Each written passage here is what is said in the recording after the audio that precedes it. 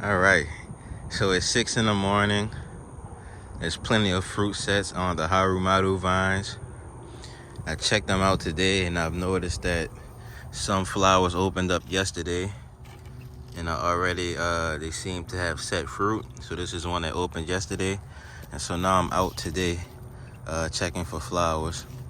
So far I've only found one female bloom, so that's the lucky girl today that I'll be pollinating. I walked around the vines and I saw a bunch more fruit sets that I missed previously, but you catch some when they're fresh, and you catch some others when they're a little bit older. But I'm going to start pollinating now and get the flower covered up before the big old bumblebee comes out and starts to work its magic. It's a pest right there. Just gonna pluck him. So I've already put the zip tie. You can see that yellow zip tie there on this female bloom here.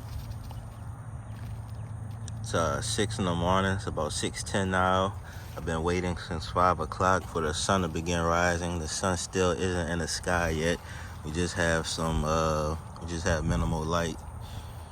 Thankfully, this camera is able to enhance the light though and make it seem as if it's brighter than what it is outside. So I'm going to find a way to sit this camera down, and I'm going to start dipping this flower here in a bunch of the male blooms. Matter of fact, I'm just going to dip this. I'm going to pause this video for a split moment, and I'm just going to go around to like 10 blooms. Since I don't see any other females, I'm just going to go around to like 10 males and twist this in there, and I'm just going to show y'all how I'm going to do it. So here's a great example here. Focused on that. I'm just basically going to, I'm going to do it as if I'm cleaning my ears, kind of.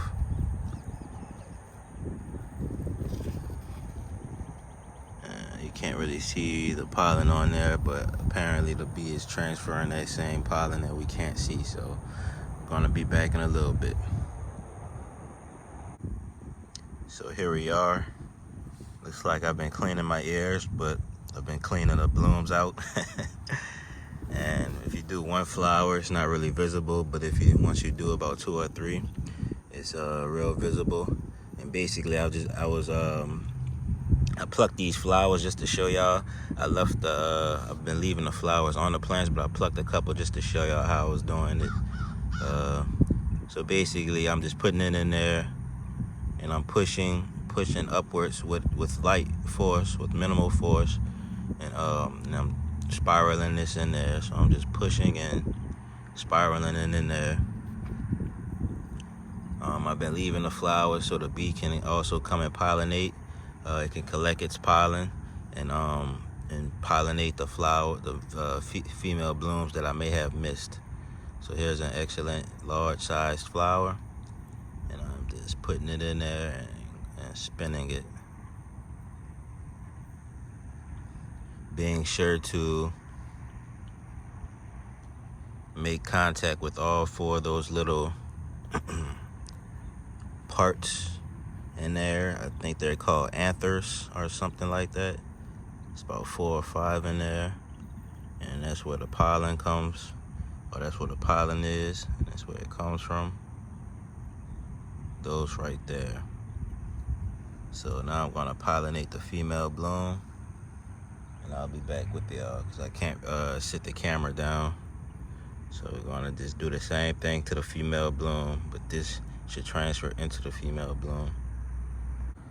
All right, so to ensure that the pollination is a success, since I only have one female bloom that I'm hand pollinating this morning, to guarantee some true to breed seeds, I peeled away the petals of a male flower, of a larger male flower. I believe the larger flowers have more pollen and are more likely to lead to a successful pollination. So I peeled it away just like that, but I'm gonna use this one. And I'm just gonna sit this directly into the female bloom here. And I also took the tip of that Q-tip that had the pollen on it. I first painted it in there, then I took the tip off and I put it in there. So I'm just gonna sit this in there. And when that flower closes at the end of the day, that's gonna make more pollen come in contact with that flower. Now something else you can do, which is something that I like to do, I like to use these twist ties. If I can get my hands on it.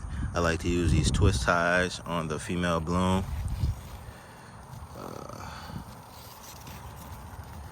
Try to sit this camera down. There's another bloom that I missed a couple days ago. Hopefully that set fruit. Can y'all see it right there?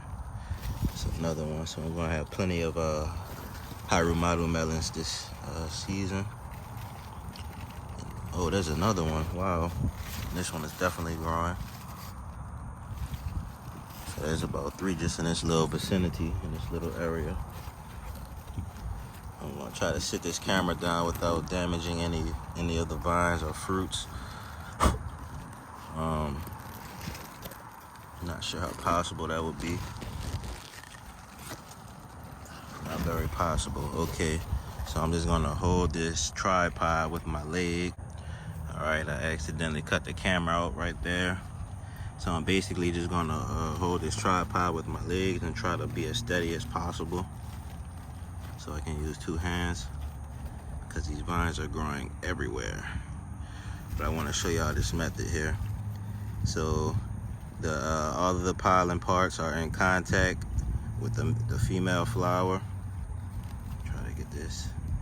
And I'm basically going to close the female flower. Since it was only partially opened, I'm closing it right back. I want to put this twist tie on that flower, making sure all the petals are between the twist tie. Let's try that again. So I'm coming at the bottom of the flower here, being sure that I don't damage the petals and I don't tear them off.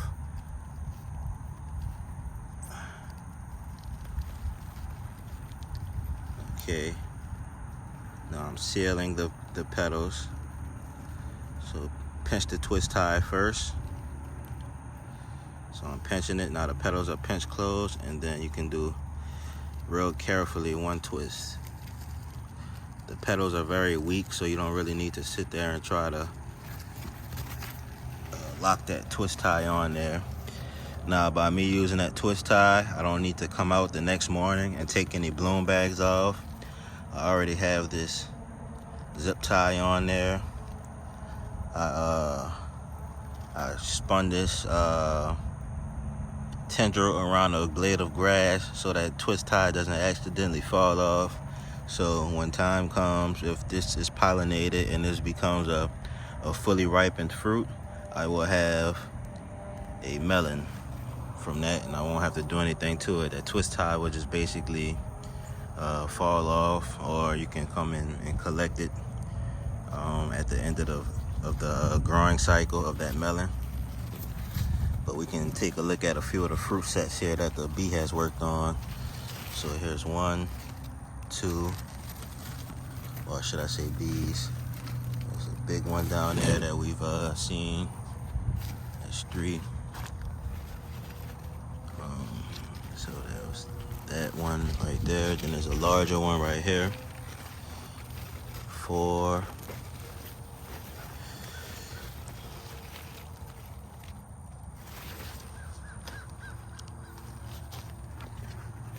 And I actually need to come put an insect bag under this one. This is the one I repositioned the other day. So we counted 4. I hadn't seen this one until now. 5. This one is hanging outside the container. I'm gonna have to be wary of that one and make sure I protect it from any potential animals. 5. This one looks like it opened up yesterday. Hopefully it set fruit. So 6. I have a real large one right here. 7. I'm going to do some watering today because I don't know if the rain is going to come. I want to make sure all these melons gain tremendous size, but you want to be careful with your watering of the Indian varieties, the varieties from India, because they are very drought tolerant, but they also have very soft skin, so they can tear easily. So we counted about 7 already, and I still haven't gone around the plants. I'm not going to count all of them. Just want to give y'all a general idea of how high yielding it is, and I'm pretty sure there should be some in that area right there where I'm not about to walk through. I'm gonna go through that area when time comes, once harvest time comes.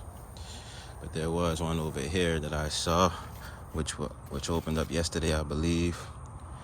So this one right here, 8. So plenty of female blooms being produced by Haru Madhu, and it's not done yet. It's still producing. So it's just starting to catch its stride, so to say. So I just wanted to bring y'all along on that hand pollination. We can go check out Madhu. Let's see if the zucchini is doing anything. If it's set fruit.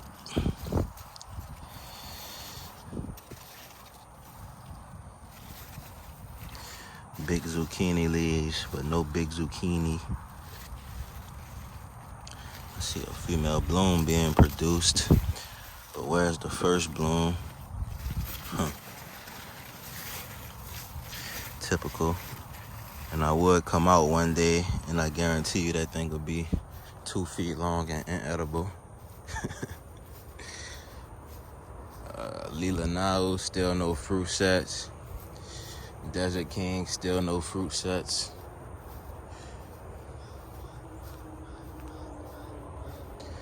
Madhu, plenty of male blooms as usual. Let's see if that female bloom I saw the other day set fruit, and yes it did.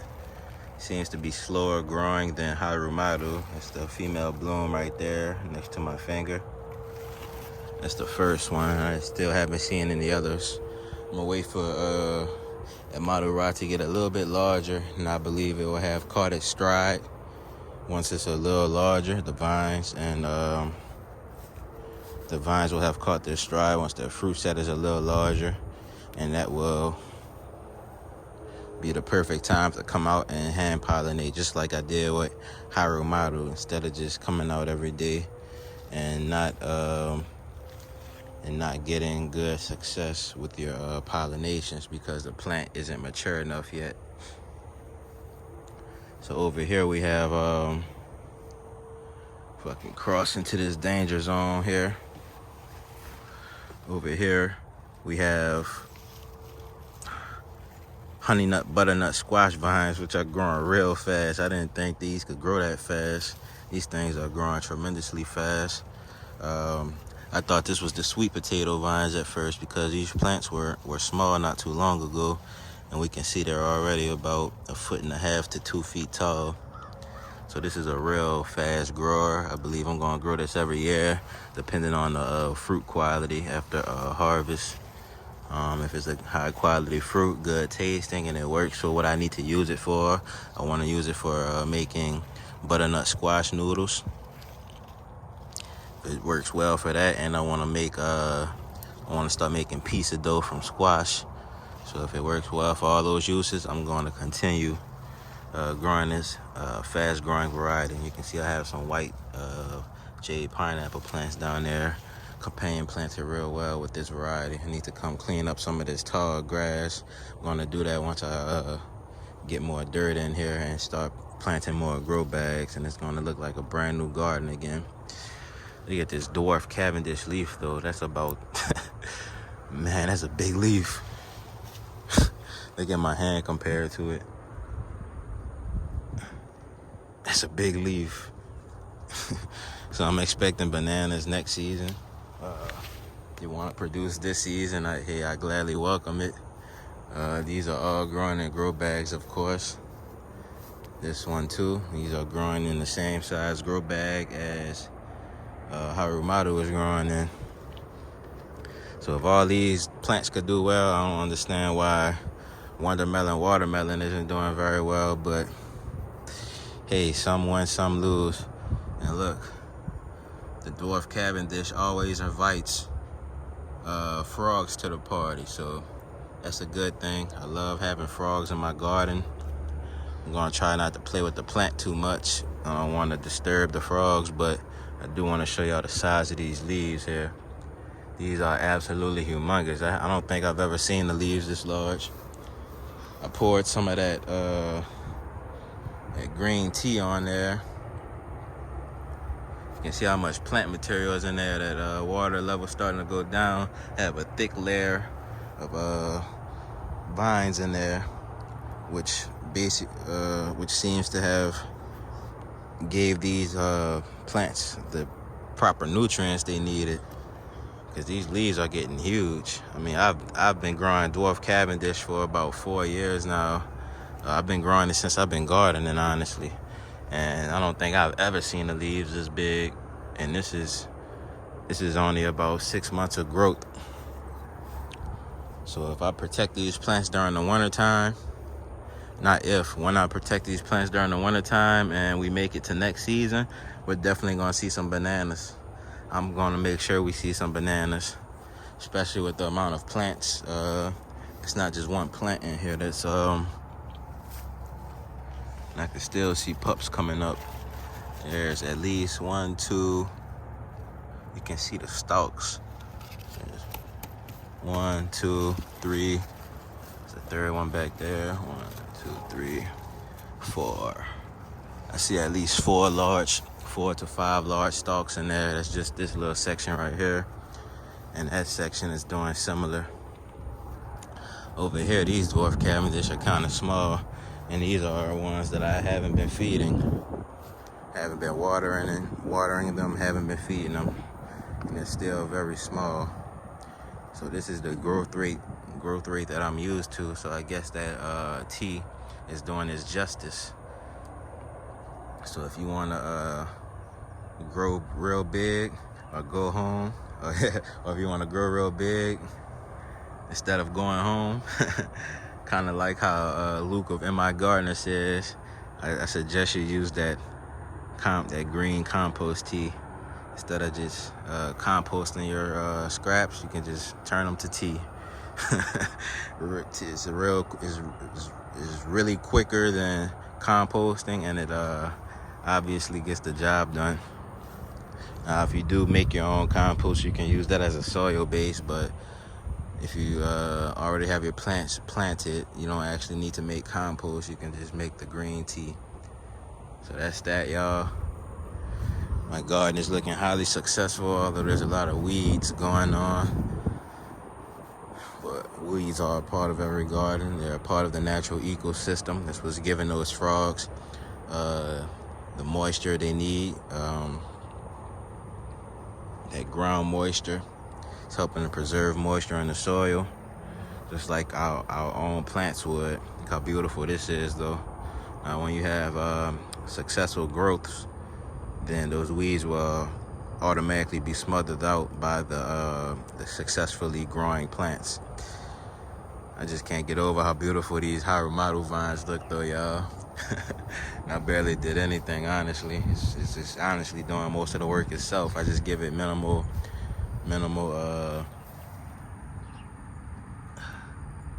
caught a honeybee out here. I didn't think they were coming back around.